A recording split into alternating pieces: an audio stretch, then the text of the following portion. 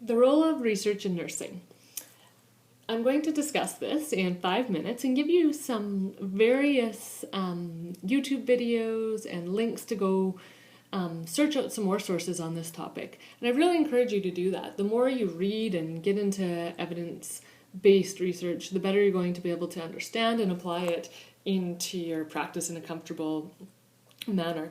So we know that obviously there's a role of research for nursing.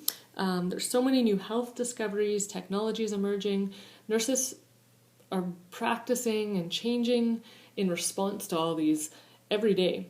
So whether you're going to be a key head investigator of a research project, or you're practicing on the front line, or in management or administration or in education, there's certainly a role for research in nursing.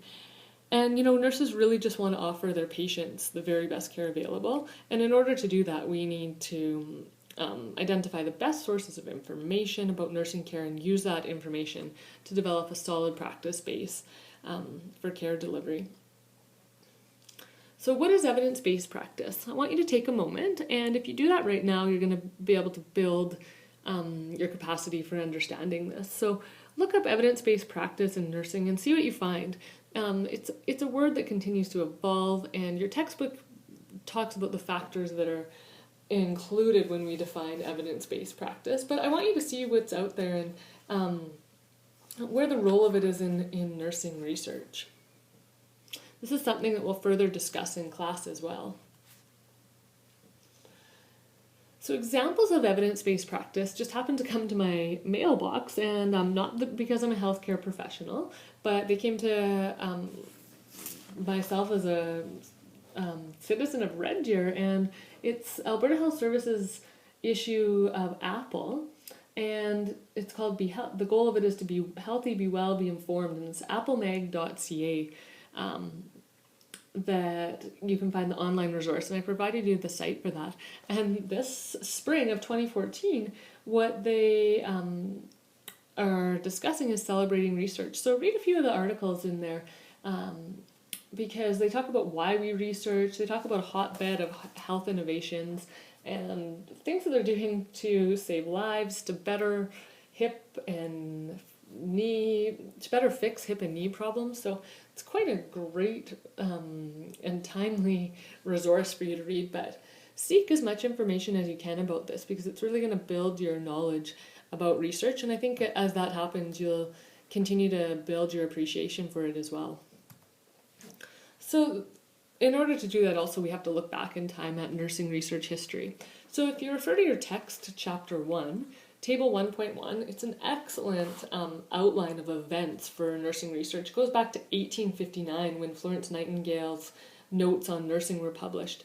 And what she really started to do was collect data in a systematic way so that it came across as scientific and things would be changed and listened. It was all her observations, but the data was collected in a manner so that she could show that there was patterns happening. So it goes through all the way up to close to present time, and it's quite amazing even what's happened in the last decade with a number of nursing research projects and collaborative projects with other healthcare team members where nurses are key members of, and how we've sourced a lot of research projects and secured funding to better, obviously, the care that we provide related to healthcare and specifically nursing. So if you look in your textbook and there's something that interests you, feel free to look that up further, because it's certainly the foundation which we're building and continue to build on. So the two paradigms of research, and it's important to have a background understanding of this too, are the positivist paradigm, and that certainly aligns more with the quantitative piece, where we assume that there's an objective reality and that natural phenomena happen in a systematic and orderly manner. The naturalistic paradigm assumes that reality is not fixed, but it's a construction of human minds. So finally, I want you to go to Introduction to Qualitative and Quantitative Research. I want you to answer the question, what is the difference and what are the similarities of these?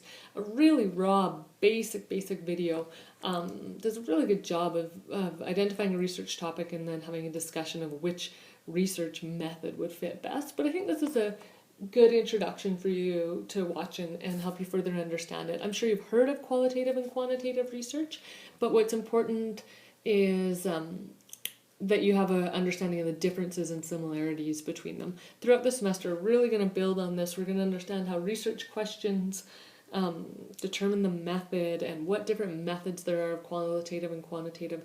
And also we're going to talk about when a researcher used both methods in research study.